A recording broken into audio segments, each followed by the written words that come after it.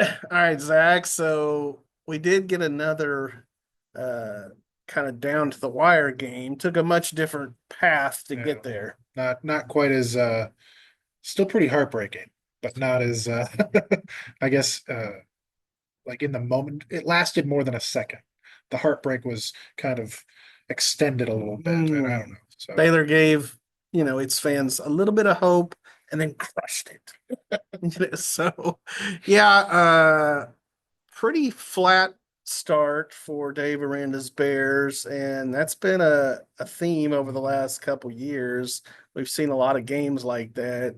Um, Really, it's tough to overcome, a 21 point lead in the first quarter. and I mean, and this defense has been playing so well the last couple games, having 8 sacks against Colorado and really shutting down Air Force. Air Force isn't very good, but whatever.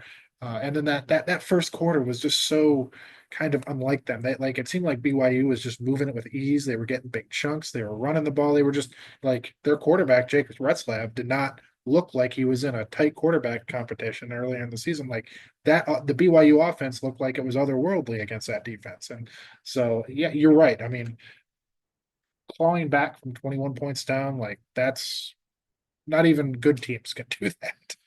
Yeah, obviously Baylor was without some key guys on the defensive side of the ball. Run us through some of Yeah, those. Steve Linton, who had 5 tackles, a couple sacks, I think, last week against Colorado. He was suspended for off the field issues, as was Michael Trigg, who has been kind of a big target for Mhm. Sawyer Robertson. And they were suspended for off field issues, and then there were a whole host of injuries, including Richard Reese, Daquan Finn, Campbell Barrington along the offensive line, Caden Jenkins, the All American corner from a year ago. So like Baylor was without, you know, more than 10 key players for this game, and they still almost won it. Yeah, now that all sounds like excuses to me. Because we sat here last week, or we sat in Boulder, Colorado last week, uh and I think, our roles had kind of flipped. You played more of the cynic and I Yeah, played more of yeah, the yeah. optimist. Well, I'm back, baby. I'm back. We're both cynical right Well, now. right. Yeah, I'll just say, to me, this feels like the beginning of the end for Dave Aranda at Baylor. I don't see where four more wins come from on this schedule. They obviously have some talent. They've mm. obviously played better than they did last year, and yet they just keep losing games. I mean, it was like I made the argument, I think, all week really to whoever I talked to that the last 2 games were 2 of Baylor's best games they played in a long time against Mm, Air Force and against Colorado.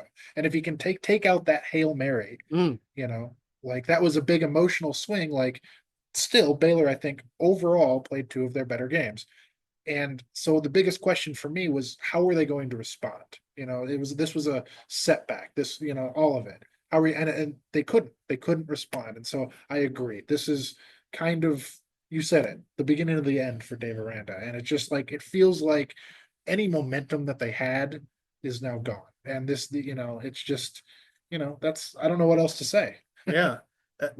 One of the comments I made in my column, which hold no punches, um, was, maybe Dave Aranda's soothing one octave voice is not what you need for a wake up call. Yeah, right. Like, I, I don't know. I don't know if maybe I just know he's a nice guy, but I don't think he's that guy, as another line from my column. But I just feel like they're gonna have a new coach in 2025. And it just seems like that we've been hearing the same things over and over and over and over again. It's like we need to practice better. We need to Mm-hmm. watch the film and we need to start fast. And we like, okay, like for all this time you've been saying, I want to do this, I want to do this, I want to do this. Well, Go do it. so do it. Like, Yeah. what does it actually take to get over that hump? And like no one seems to have a good answer, or I don't know. And so and I don't know if there is an answer to that, like that this team can realistically achieve. And so it's just like, I don't know. I'm kind of at a loss. It feels like you're kind of stuck in the mud right now. Yeah, and maybe they'll surprise us, but I don't see that. Like next week they got to go to Ames and play a tough, That defense ranked is no joke. Iowa State team, right? That to me feels like another loss. Then you're sitting there at 0-3 in the Big 12, And you got to sit on it for a week with a bye. right? And Then you then go to then Lubbock. and then you got to go to make a bowl game. Then you'd have to go and win 4 out of your last 6. Feels very hard to do. Yeah, no kidding. I mean, and like I know that the Big 12 is down, I guess, but like of all the winnable games, today was probably one of your most winnable Mm, against a team that had lost its last 10 games that started in this early window, mm, and a team that was coming off an emotional high beating Kansas State. BYU was beatable. I think BYU is definitely beatable. Baylor is on the same level as BYU from a talent standpoint, but from an execution standpoint, man, they're like this. well, and not only did you lose a game today, but I feel like you probably lost some of the remnants of your fan base.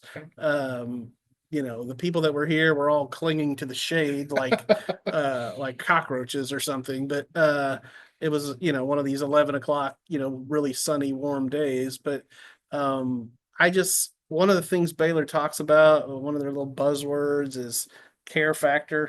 We have such a care factor on this team, yada yada yada. I just don't understand. Like, where's the care factor for the fans right now? Like, why should they care about coming to see the 2024 Baylor football team? Maybe they come for the TCU game just so Maybe. they could go see a team that actually knew how to win. Talking about like the old Big Jeez, 12 really, you champion. are on a mood tonight. Like, Saying, man. I guess I got my Astro shirt on. Look at no that. comment. I'm No comment. salty. I'm salty. But yeah. I mean, it's ugly, and I just don't. I'm feeling your pain for you, I guess, Baylor fans. So, we'll see where it goes from here. Man, it, I have no, I like, I have, I'm at a loss. Yeah. I'm at a complete loss. I don't, Buckle up, baby. jeez. All right. See y'all.